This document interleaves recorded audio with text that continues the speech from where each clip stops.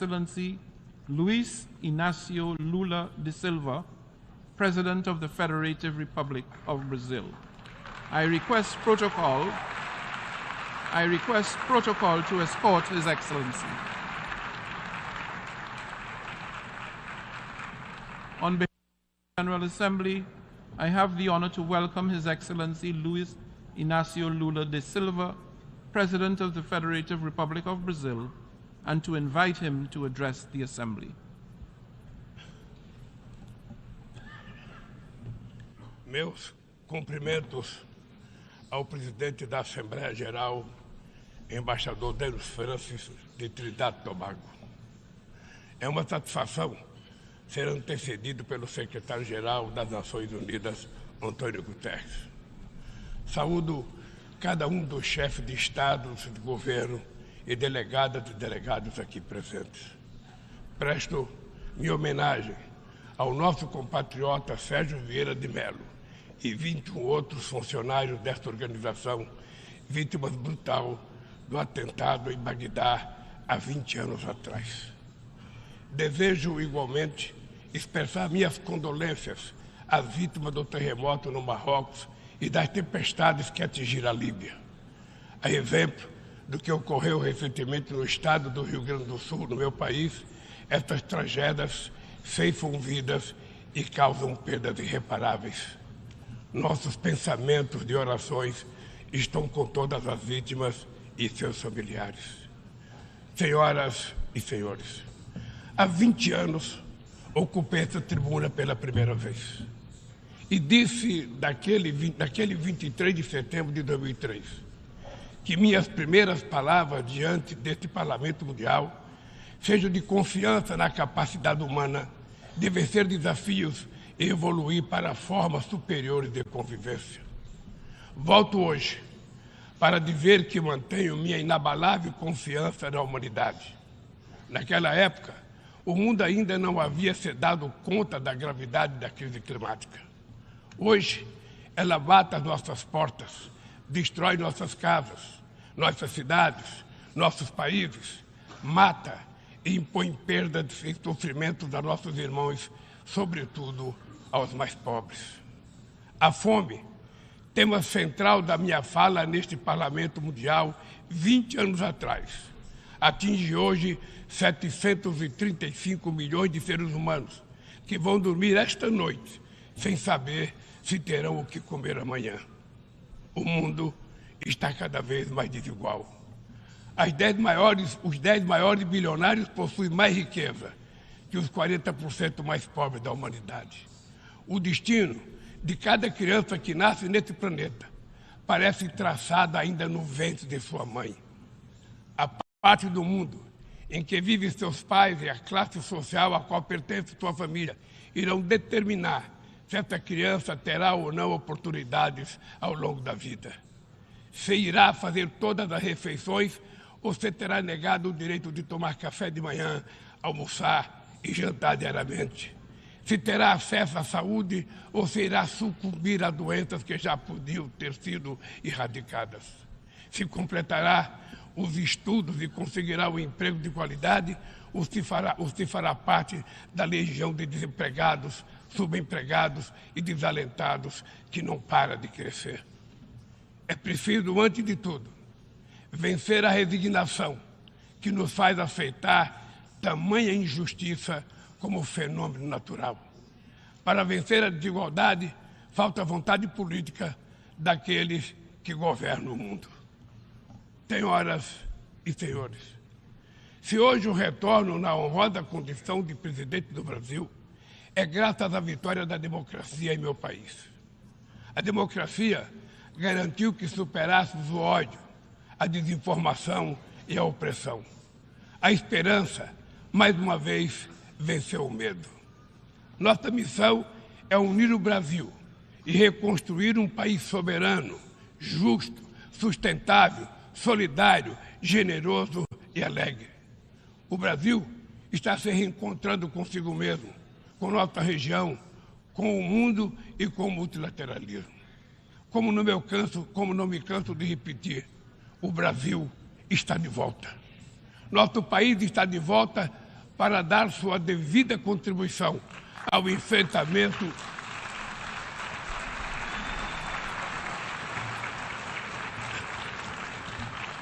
Nosso país está de volta para dar a sua devida contribuição ao enfrentamento dos principais desafios globais. Resgatamos o universalismo da nossa política externa, marcada por diálogo respeitoso com todos. A comunidade internacional está mergulhada em um turbilhão de crises múltiplas e simultâneas. A pandemia da Covid-19, crise climática e a insegurança alimentar e energética ampliada por crescentes tensões geopolíticas. O racismo, a intolerância e a xenofobia se alastram, ativadas por novas tecnologias criadas supostamente para nos aproximar.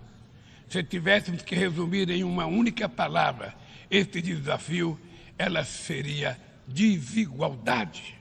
A desigualdade está na raiz desses fenômenos ou atua para agravá-los.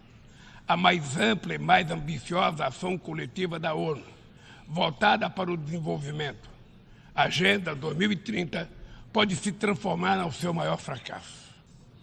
Estamos na metade do período de implantação e ainda muito distante das metas definidas.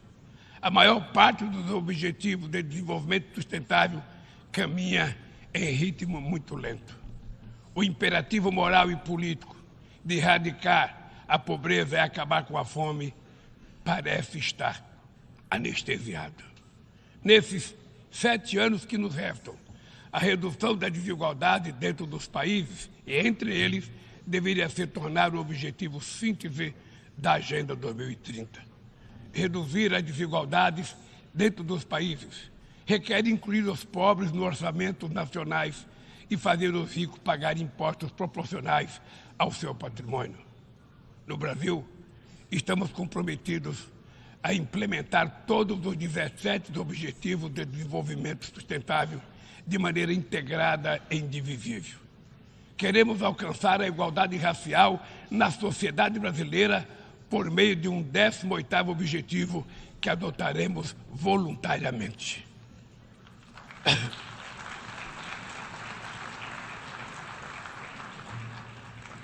Lançamos o Plano Brasil Sem Fome, que vai reunir uma série de iniciativas para reduzir a pobreza e a insegurança alimentar. Entre elas está o Bolsa Família, que se tornou referência mundial em programa de transferência de renda para famílias que mantêm suas crianças vacinadas e na escola. Inspirados na brasileira Berta Lutz, pioneira na defesa da igualdade de gênero na Carta da ONU, aprovamos a lei que torna obrigatória a igualdade salarial entre mulheres e homens no exercício da mesma função.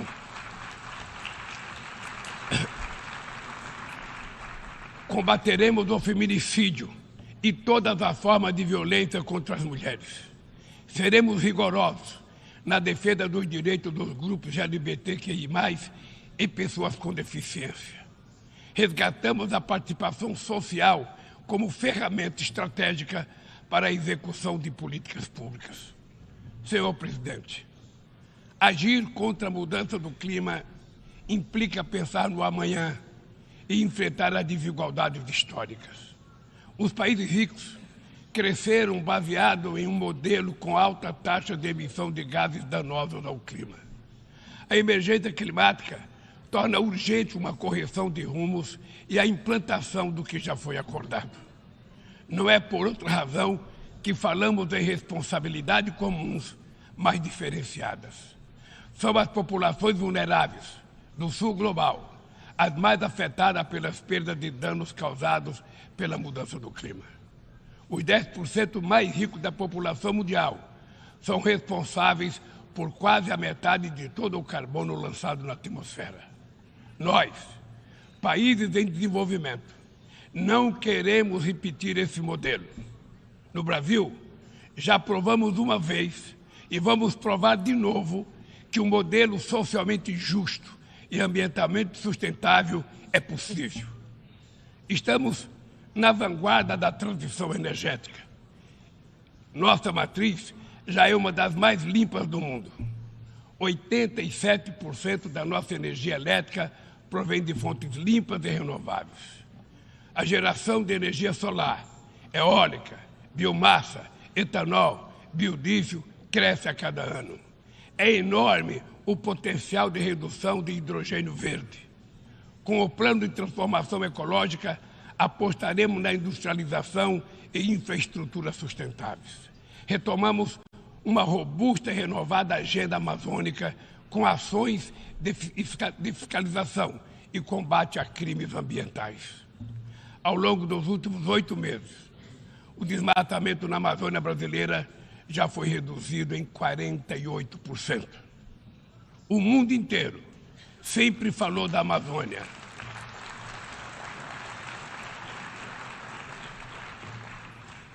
O mundo inteiro sempre falou da Amazônia. Agora é a Amazônia que está falando por si mesma. Sediamos há um mês a cúpula de Belém no coração da Amazônia e lançamos uma nova agenda de colaboração entre os países que fazem parte daquele bioma. Somos 50 milhões de sul-americanos, amazônidas, cujo futuro depende da ação decisiva e coordenada dos países que detêm soberania sobre os territórios da região. Também aprofundamos o diálogo com outros países detentores de florestas tropicais da África e da Ásia.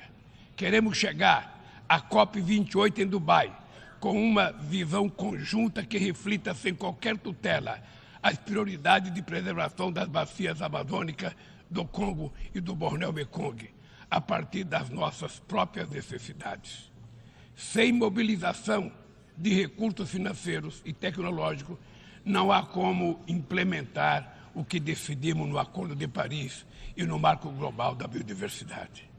A promessa de destinar 100 bilhões de dólares anualmente para os países em desenvolvimento permanece apenas isso, uma longa promessa. Hoje, esse valor seria insuficiente para uma demanda que já chega à casa dos trilhões de dólares.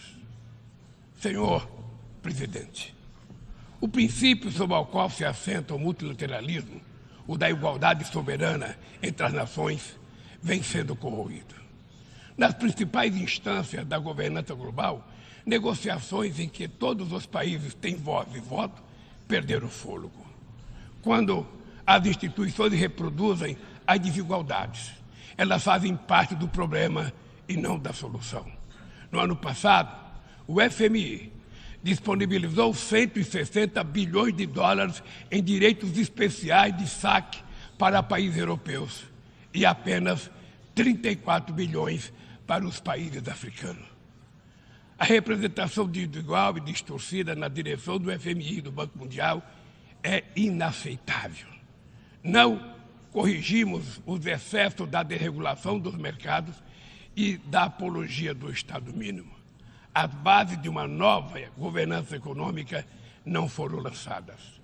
Os BRICS surgiu na esteira desse mobilismo e constitui uma plataforma estratégica para promover a cooperação entre países emergentes. A ampliação recente do grupo na cúpula de Joanesburgo fortalece a luta por uma ordem que acomoda a pluralidade econômica, geográfica e política do século XXI. Somos uma força que trabalha em prol de um comércio global mais justo, num contexto de grave crise do multilateralismo. O protecionismo dos países ricos ganhou força e a Organização Mundial do Comércio permanece paralisada, em especial o seu sistema de solução de controvérsias. Ninguém mais se recorda da rodada do desenvolvimento de Doha. Nesse íntere, o desemprego e a precarização do trabalho minaram a confiança das pessoas em tempos melhores, em especial os jovens do mundo. Os governos precisam romper com a dissonância cada vez maior entre a voz do mercado e a voz das ruas. O neoliberalismo agravou a desigualdade econômica e política que hoje assola as democracias. Seu legado é uma massa de deserdados e excluídos. Em meio aos seus escombros, surgem aventureiros de extrema-direita que negam a política e vendem soluções tão fáceis quanto equivocadas.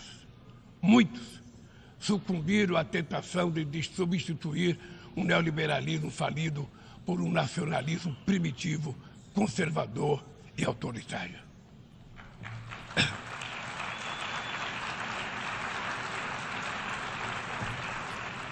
Repudiamos uma agenda que utiliza os imigrantes como bodes expiatórios, que corrói o estado de bem-estar e que investe contra o direito dos trabalhadores. Precisamos resgatar as melhores tradições humanistas que inspiraram a criação da ONU. Políticas ativas de inclusão nos planos cultural, educacional e digital são essenciais para a promoção dos valores democráticos e da defesa do Estado de Direito. É fundamental preservar a liberdade de imprensa. Um jornalista como Julian Assange não pode ser punido por informar a sociedade de maneira transparente e legítima. Nossa luta é contra a desinformação e os crimes cibernéticos. Aplicativos e plataformas não devem abolir as leis trabalhistas pelas quais tanto lutamos. Ao assumir a presidência do G20 em dezembro próximo, não mediremos esforços para colocar no centro da agenda internacional o combate às desigualdades e todas as suas dimensões. Sob o lema Construindo um Mundo Justo e um Planeta Sustentável, a presidência brasileira vai articular inclusão social e combate à fome, desenvolvimento sustentável e reforma das instituições de governança global. Senhor presidente, não haverá sustentabilidade nem prosperidade sem paz. Os conflitos armados são uma afronta à racionalidade humana. Conhecemos os horrores e os sofrimentos produzidos por todas as guerras. A promoção de uma cultura de paz é um dever de todos nós construí-la e requer persistência e vigilância. É perturbador ver que persistem as antigas disputas não resolvidas e que surgem ou ganham vigor novas ameaças.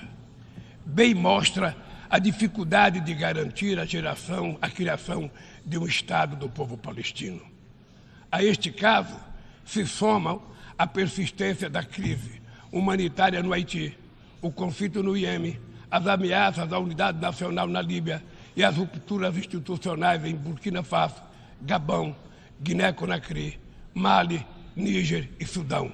Na Guatemala, há risco de um golpe que impediria a posse do vencedor das eleições democráticas. A guerra na Ucrânia escancara nossa incapacidade coletiva de fazer prevalecer os propósitos e princípios da Carta da ONU. Não subestimamos as dificuldades para alcançar a paz, mas nenhuma solução será duradoura se não for baseada no diálogo. Tenho reiterado que é preciso trabalhar para criar espaço para negociações. Investe-se muito em armamentos e pouco em desenvolvimento. No ano passado, os gastos militares somaram mais de 2,224 bilhões de dólares. As despesas com armas nucleares chegaram a 83 bilhões de dólares, valor 20 vezes superior ao orçamento regular da ONU. Estabilidade e segurança não serão alcançadas onde há exclusão social e desigualdade. A ONU nasceu para ser a casa do entendimento e do diálogo. A comunidade internacional precisa escolher. De um lado está a ampliação dos conflitos, o aprofundamento das desigualdades e a erosão do Estado de Direito. Do outro, a renovação das instituições multilaterais dedicadas à promoção da paz. As sanções unilaterais causam grande prejuízo à população dos países afetados. Além de não alcançarem seus alegados objetivos, dificultam os processos de mediação, prevenção e resolução pacífica de conflitos. O Brasil seguirá denunciando medidas tomadas sem amparo na Carta da ONU, como o embargo econômico e financeiro imposto a Cuba e a tentativa de classificar esse país como Estado patrocinador do terrorismo.